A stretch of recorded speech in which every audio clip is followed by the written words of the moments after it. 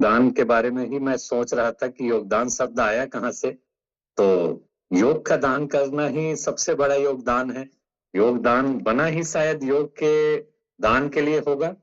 अभी अभी आपके क्लास से मेरे को मैंने ये सोचने के लिए मैंने टाइम मिला। तो आपके योगदान की जितनी तारीफ की जाए, असल में ही आप ही योगदान करते हो। योग का जो दान करे वही असल में योगदान है। तो बहुत सारी चीजें आप माने योग के साथ साथ और बहुत सारी चीज दान करते हैं ज्ञान का।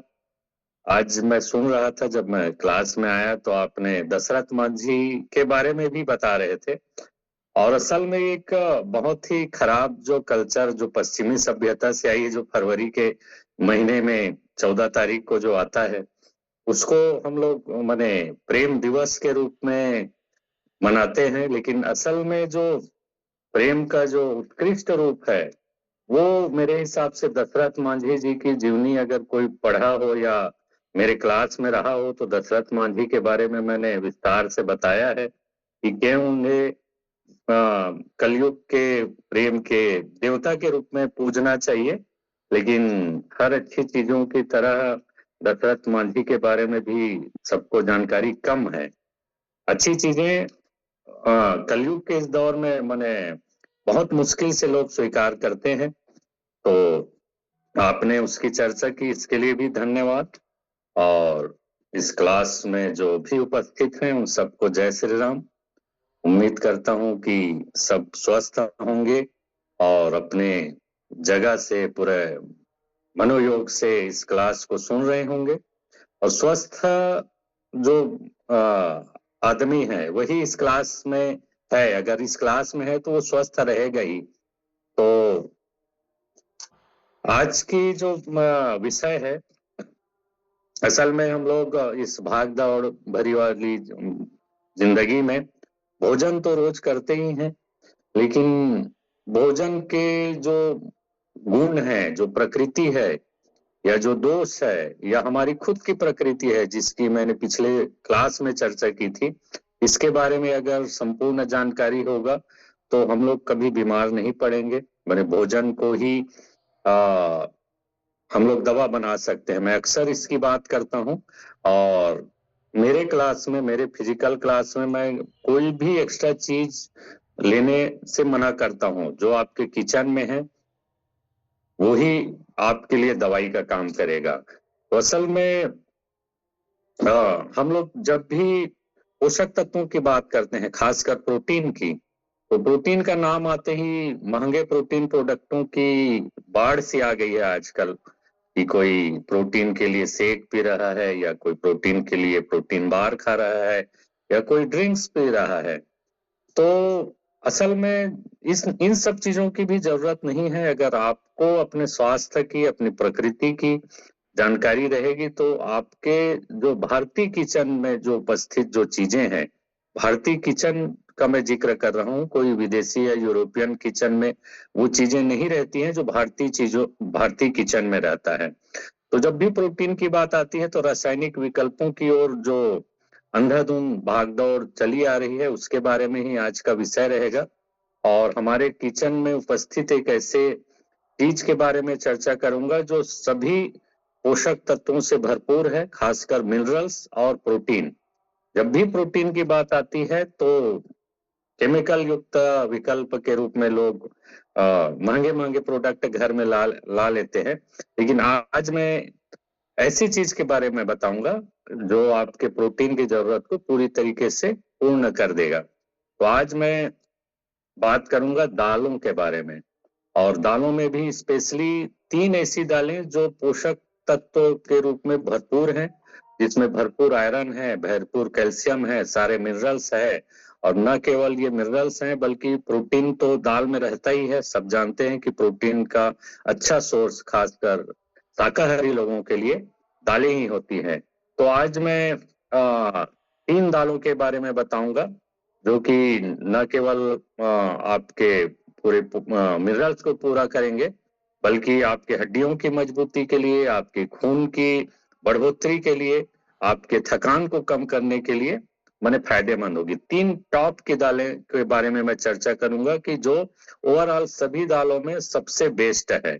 वैसे तो सभी दालें अच्छी होती है, बेस्ट होती है, लेकिन जिस तरह से हमारे हाथों की उंगलियां समान नहीं होती, छोटा बड़ा होता है, वैसे ही सभी प्रकार के दालों में पोषक तत्वों की अलग अलग मात्रा रहती है। जैसे कुछ में प्रोटीन ज्यादा रहेगा, कुछ में आयरन ज्यादा रहेगा। तो इन सब चीजों को मिला के मैंने 3 दालों के बारे में चर्चा करूंगा, जिसको आप अगर डेली रूटीन में ले लें या डेली आपने खाने में सही मात्रा में शामिल कर लें, तो आपको किसी भी प्रोटीन प्रोडक्ट या किसी भी अन्य सप्लीमेंट, जो कैल्शियम या आयरन के बारे में जो सप्लीमेंट चल रहा है, सप्लीमेंट खा रहे हैं लोग, उससे भी आप बच सकते हैं।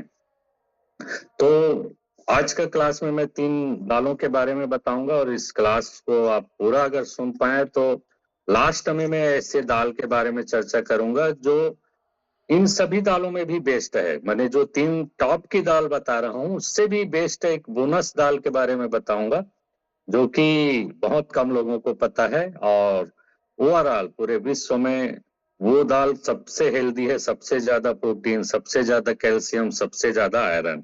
लेकिन ये जो टॉप की 3 दाल है, इसमें वो दाल शामिल नहीं है। आखिर में मैं बताऊंगा क्यों वो इस टॉप लिस्ट में शामिल नहीं है। तो सबसे पहला दाल है जो आपको डेली रूटीन में लेनी चाहिए, वो है मसूर की दाल। मसूर की दाल के बारे में पहले ही मैं चर्चा कर चुका हूं कि इसमें प्रोटीन ज्यादा रहता है, सबसे ज्यादा। तो इसमें फैट बहुत कम रहता है, प्रोटीन बहुत ज्यादा रहता है, और लगभग सभी प्रकार के मिनरल्स, मिनरल्स माने आयरन के बारे में सब जानते हैं, calcium, magnesium, phosphorus, zinc, copper, ये सब अच्छी मात्रा में मसूर की दाल में रहता है। साथ में मसूर दाल की ये खासियत है कि इसकी बायो अवेलेबिलिटी ज्यादा रहती है, अच्छी रहती है। बहुत लोगों को बायो अवेलेबिलिटी इंग्लिश का शब्द लग रहा होगा, कठिन शब्द है। तो बायो अवेलेबिलिटी का मतलब ये है कि जो भी पोषक तत्व हमारे शरीर को आसानी से लग जाए, उसकी बायो अवेलेबिलिटी अच्छी मानी जाती है। तो ये पोषक तत्व जितनी आसान हमारे शरीर को लगता है, उसको बायो अवेलेबिलिटी के रूप में हम लोग बोलते हैं। साथ में आयरन बहुत अच्छी मात्रा में होता है, तो ये नया खून भी बनाता है, और ये हल्का भोजन माना गया है। हल्का माने पचने में बहुत ही हल्का होता है।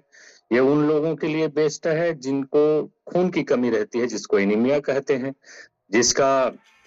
जिनको थकान अक्सर रहती है, थके थके महसूस करते हैं, या जिनका वजन ज्यादा खाने से बढ़ जाता है, उन सभी लोगों के लिए बेस्ट दाल है। साथ में 100 ग्राम मसूर की दाल में 24 ग्राम प्रोटीन होता है। प्रोटीन के बारे में बहुत सारे क्लास हैं, कितना प्रोटीन चाहिए मेरे पिछले क्लास के वीडियो में भी देख सकते हैं। तो इसमें 100 ग्राम में 24 ग्राम प्रोटीन है। ये आयरन का भी one of the best plant source है, माने पौधों से प्राप्त होने वाला ये आयरन सबसे ज्यादा मसूर दाल में रहता है, इसलिए ये आयरन डिफिशियंसी के लिए काफी कारगर है। जैसे कई लोग आयरन की सप्लीमेंट खाते मैंने देखा है, तो मसूर की दाल खा के उस सप्लीमेंट को खाने से भी बच सकते हैं। ये हमारे जो हीमोग्लोबिन लेवल हैं उनको मेंटेन करता है, ना ज्यादा होने देता है ना कम होने देता है। हीमोग्लोबिन की अधिकता भी कई बीमारियों का कारण है, लेकिन मसूर दाल में वो गुण है जो हीमोग्लोबिन को रेगुलेट करता है, माने ना एकदम ज्यादा होने देगा ना एकदम कम होने देगा। माने अगर किसी को एनीमिया है तो रेगुलर मसूर दाल खाएं तो उनका हीमोग्लोबिन लेवल रेगुलेट रहेगा। साथ में इसमें कैल्शियम और फास्फोरस की बहुत अच्छी मात्रा रहती है। बिना सप्लीमेंट खाए आप कैल्शियम और फास्फोरस की पूर्ति कर सकते हैं, और ये कैल्शियम और फास्फोरस हमारे हड्डी की घनत्व के लिए जरूरी है। आयुर्वेद के हिसाब से बात करूं कि इनका जो तासीर है वो हल्का ठंडा होता है या नॉर्मल होता है, उतना भी ठंडा नहीं होता। तो ये ठंडा है, इसलिए ये कफ और पित्त प्रकृति वालों के लिए अच्छा है। साथ में ये सुपाच्य है, हमारे मेटाबॉलिज्म को रेगुलेट करता है, स्वस्थ रखता है। जिनका डाइजेशन कमजोर है उनको मसूर की दाल खाना चाहिए, जिनको आयरन की डिफिशियंसी है उसको खाना चाहिए। मसूर की दाल हमारे मसल को स्ट्रांग करता है, नया खून बनाता है, वजन को कंट्रोल में रखता है और बहुत ही माने फायदेमंद है। और बहुत सारी फायदेमंद चीजें हैं, लेकिन टाइम की कमी है, इसलिए आते हैं दूसरे दाल पर। मैंने 3 दाल बताने का वादा किया है, एक दाल मैं बता चुका हूँ, मसूर दाल। दूसरा दाल है मूंग दाल। मूंग दाल के बारे में तो खैर अक्सर सब लोग को पता है, या डॉक्टर जो एलोपैथी के डॉक्टर वो लोग भी मूंग दाल खाने की सलाह देते हैं। तो मूंग दाल भी इन्हीं टॉप के दालों में शामिल है। और मूंग दाल दो तरह से होते हैं, आप सबको पता है। एक हरी मूंग दाल जो छिलके सहित आती है, और एक पीली मूंग दाल। तो इस लिस्ट में दोनों ही तरह के मूंग दाल शामिल है। चाहे तो आप पीली मूंग दाल खाएं या हरी मूंग दाल खाएंगे तो फाइबर एक्स्ट्रा मिल जाएगा आपको, लेकिन फायदेमंद दोनों ही है। मूंग दाल के बारे में आयुर्वेद में भी जिक्र है। ये ओल्डेस्ट कल्टिवेटेड प्लांट है, माने सबसे पहले, माने बहुत पहले से इसकी खेती की जा रही है। 4500 साल पहले भी इसके बारे में जिक्र है। चरक संहिता में इसके बारे में बोला गया है कि सबसे सात्विक आहार इस दुनिया में अगर कोई है तो वो मूंग दाल है। सात्विकता से भी जोड़ा गया है, साथ में सबसे लाइट है। सबसे लाइट माने सबसे सुपाच्य है। इसीलिए आपने अक्सर देखा होगा कि जो बीमार व्यक्ति रहता है उसको खिचड़ी की सलाह दी जाती है। और अगर आप खिचड़ी खाएं या चावल के साथ अगर मूंग दाल का सेवन करें तो 9 प्रकार के जो एमिनो एसिड्स हैं, जो उच्च प्रोटीन में 9 प्रकार के एमिनो एसिड्स की बात करता हूं मैं। प्रोटीन में भी अलग अलग एमिनो एसिड के आधार पर उसको उच्च और निम्न प्रोटीन कहा गया है। इसका वर्गीकरण भी मैं बता चुका हूं। तो 9 प्रकार की जो हमारे शरीर को एमिनो एसिड की जरूरत रहती है, वो चावल और मूंग दाल अगर हम मिला के खाएं, मैं खिचड़ी की बात कर रहा हूं, तो 9 प्रकार की जो एमिनो एसिड है वो हमारे शरीर को मिल जाता है। अक्सर हम लोग नॉन वेजिटेरियन सोर्स की बात करते हैं कि 9 प्रकार के जो एमिनो एसिड्स है वो मांस में ही मिलता है, लेकिन आश्चर्यजनक रूप से मांस से ज्यादा एमिनो एसिड्स हमारे मूंग दाल और चावल के रूप में मिल जाता है।